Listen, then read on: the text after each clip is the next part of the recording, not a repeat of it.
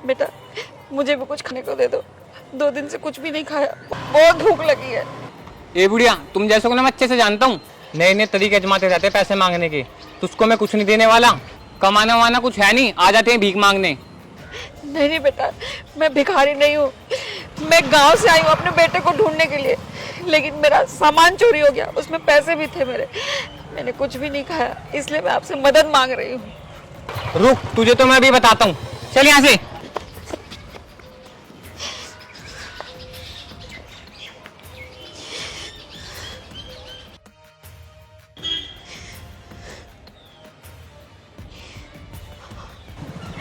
अरे बेटा, बेटा बाहर सुन, मेरी बात तो सुन बेटा, बाहर आ बेटा, मैं कब से तुझे ढूंढ रही हूँ बेटा। देखो, अगर तुमने अपनी माँ से बात करने की कोशिश की ना तो मुझसे बुरा कोई नहीं होगा, मैं खुद बात करूंगी उनसे, समझे?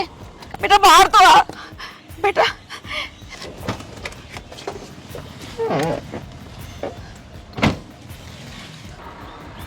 अरे माँ, आप यहाँ? हाँ बेटा, तूने ही तो कहा था गांव की जमीन बेच के शहर आ जाओ, तो मैंने वैसा ही किया। गांव का सारा जमीन बेचकर मैंने सारे पैसे तुझे दे दिए और मैं शहर आ गई। और शहर आने के बाद तुमने जो मुझे पता लिखवाया था ना, मैं उस पते पर गई थी, लेकिन उस पते पर तो कोई और रहता है। शायद मुझसे ही लिखने में कोई गलती हो गई होगी, और जो तुमने फोन नंबर दिया था ना, वो भी बंद आ रहा है बेटा, और वो पता मुझसे कहीं गुम गया। अब ना मैं गांव जा सकती हूँ और ना ही तुम्हारे पास आ सकती थी।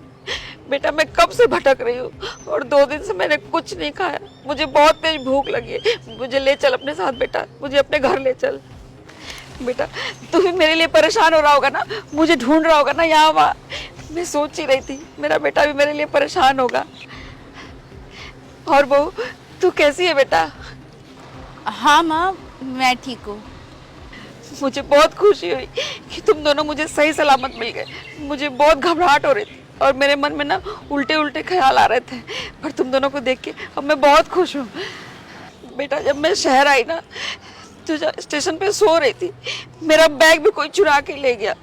शहर में आते ही मेरा सब बर्बाद हो गया, लेकिन मैं बेटे बहू के साथ रहने के लालच में शहर आ गई, वरना तो मैं गाँव में ही ठीक थी।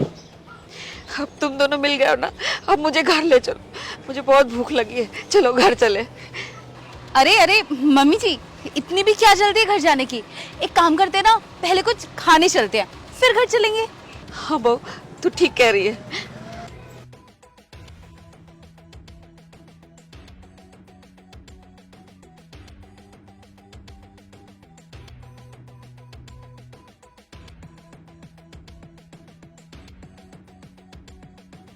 अब क्या लेकर आऊँ मैं इनके लिए? कोई जरूरत नहीं कुछ भी लाने की, अगर हमने इन्हें खाना खिला दिया ना तो ये हमारे पीछे ही पड़ जाएंगे। और वैसे भी मैं इन पे ना एक भी पैसा नहीं खर्च करना चाहती। तो क्या करूँ, कुछ बताओगी? मेरे प्यारे पतिदेव, इस बार ना मैं कुछ ऐसा करने वाली हूँ कि ये बुड्ढी ना हमें कभी ढूंढ नहीं पाएगी। चलो अभी जाके ना कुछ लेकर आते हैं। अरे आ गए बेटा तुम लोग? वो अंदर गाड़ी में गर्मी लग रही थी इसलिए मैं बाहर आके खड़ी हो गई। कोई बात नहीं मम्मी जी, आप ये खाइए। और खाना कहाँ है? वो मम्मी जी खाना हमने ऑर्डर कर दिया है, वो आने में थोड़ा सा टाइम लगेगा, तो आप तब तक ये खाइए, हम ना गाड़ी में जरा पेट्रोल डलवा के आते हैं। नहीं नहीं बेटा, मुझे अब तुम लोगों के साथ ही रहना है, मुझे अब तुम लोगों से दूर नहीं रहना है, मैं भी चलती हूँ तुम्हारे साथ। नहीं नहीं मम्मी जी, जहाँ पेट्रोल डलवाने जाएंगे ना वहाँ बहुत लाइन होती है, खामखा आप थक जाएंगे, आप यही बैठिए, हम बस अभी आते हैं। अरे माँ, आप यहीं आराम करिए, हम यूं गए और यूं आए। ठीक है, जल्दी आ जाना। हाँ ठीक है। यहाँ जो गाड़ी खड़ी थी उसका मालिक आपका बेटा ही है क्या? अरे हाँ हाँ, वो मेरा बेटा है। आ गया वो? कहाँ है वो? वही तो मैं आपसे पूछ रहा हूँ, कहाँ है आपका बेटा? हमारे यहाँ से 6,000 रुपए का सामान लेकर गया है और बोल कर गया है वहाँ पर मेरी माँ खड़ी है, उनसे जाके पैसे ले लो। कोई बात नहीं, मेरा बेटा अभी आता ही होगा। ओ समझ गया मैं, अब नहीं आएगा वो, मेरे पैसे दो। पैसे? कैसे पैसे? मुझे पता है अब क्या करना है तुम्हारे साथ, चलो मेरे साथ। बेटा मेरी बात तो सुन ले बेटा। सर ये क्या है? आपने हमारा भरोसा तोड़ा है सर, आपने हमारे साथ ऐसा क्यों किया? क्यों, क्या हुआ ऐसा? सर आपने जो ये चेक दिया है ये तो नकली है। सर हमारे ना सारे पैसे डूब गए हैं। सर प्लीज़ हमारे सारे पैसे वापस कर दीजिए, वरना हम ना कहीं के नहीं रहेंगे। Please sir. सर हमने तो आप पर भरोसा किया था ना। क्या कहा आपने? भरोसा? ठीक है, ऐसे ही आपकी माता ने आपके ऊपर भरोसा किया था और आपने क्या किया? उनका भरोसा तोड़ा। आया कुछ याद? सर आप ये क्या कह रहे हैं? मैं कुछ समझी नहीं। आपको याद भी कैसे होगा? आप तो बड़े लोग हो ना। चलो कोई नहीं, मैं आपको याद दिला देता हूँ। आपकी माता कुछ दिन पहले गांव से आई थी सिर्फ आपसे मिलने, अपनी ज़मीन बेच के। और आपने क्या किया? उनको गलत पता दिया ताकि वो आपसे कभी मिल ही ना सके। आपने अपनी माता जी को रोड पे छोड़ा ये कह के कि मैं अभी पेट्रोल डला के आता हूँ, और आपने उनको ऐसे ही रोड पे छोड़ दिया। आपको पता भी है वो कितनी प्रॉब्लम में थी। और अब आप ये सोचोगे कि मुझे ये सब कैसे पता? मैं एक रेस्टोरेंट में खाना खाने के लिए गया था, वहाँ के मैनेजर ने मुझे बताया कि कैसे आप लोगों ने अपनी माता को रोड पे छोड़ दिया। और जब मैं उनको लेने गया तो उन्होंने मुझे बोला कि नहीं नहीं बेटा, मेरा बेटा मुझे लेने आएगा। उनको तब भी तुम्हारे ऊपर होप थी कि आप दोनों उन्हें लेने जाओगे। आपने बहुत गलत काम किया है, लेकिन उन बिचारी को कौन समझाए कि आप इतने लालची हो कि आप उन्हें कभी लेने नहीं आओगे। कुछ पैसों के लिए आपने उनके साथ ऐसा किया, और वो भी वो पैसे जो पैसे आपके हैं भी नहीं। उन पैसों पर सिर्फ और सिर्फ उन मैम का अधिकार है, और आपने उन पैसों के लिए उनके साथ इतनी बदसलूकी की। बड़ी मुश्किल से मैं उनको वहाँ से लेकर आया और उनकी ज़रूरत की चीज़ें मैंने उन्हें दी। तब जाके उन्होंने मुझे आप लोगों के बारे में बताया कि आप लोगों ने उनके साथ कितना बुरा किया है। फिर मैंने अपना दिमाग लगाया, अपने सोर्सेज से आप लोगों का पता किया, और जब मुझे पता चला कि आप लोग हमारे एम्प्लॉई हो, तो मैंने आप लोगों को सबक सिखाने की ठान ली। आप लोगों से पैसे लेने के लिए मैंने एक प्लान बनाया।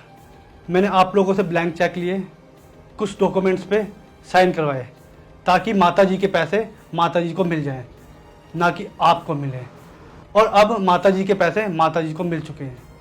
और वैसे भी वो पैसे आपके नहीं थे, आपने फ्रॉड करके उनसे लिए थे। और आप दोनों को पता है फ्रॉड की सज़ा क्या होती है?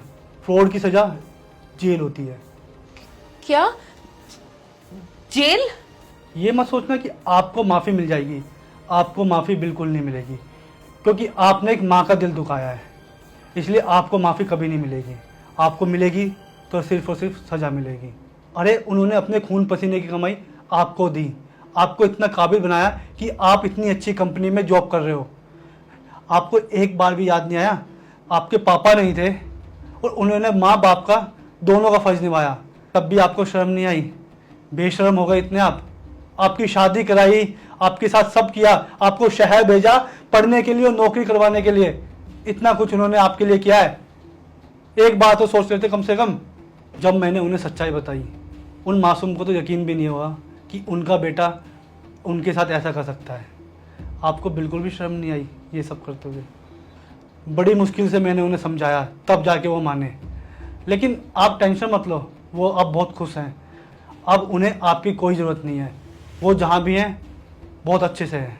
चलो एक बार को मैं मान सकता हूँ कि ये बाहर से आई है, ये ऐसा कर सकती थी, लेकिन आप तो उनके सगे बेटे थे, तब भी आपने ऐसा किया।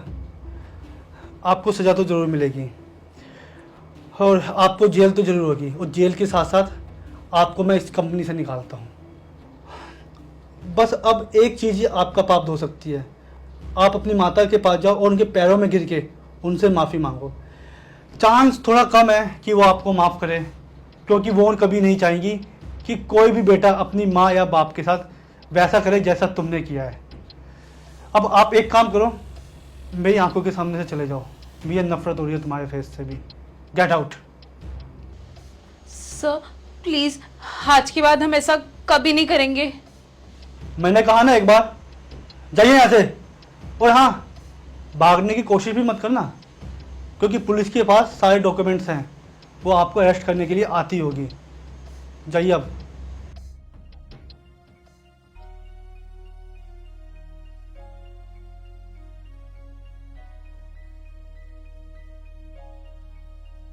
माँ मुझे माफ़ कर दो, मुझसे बहुत बड़ी गलती होगी।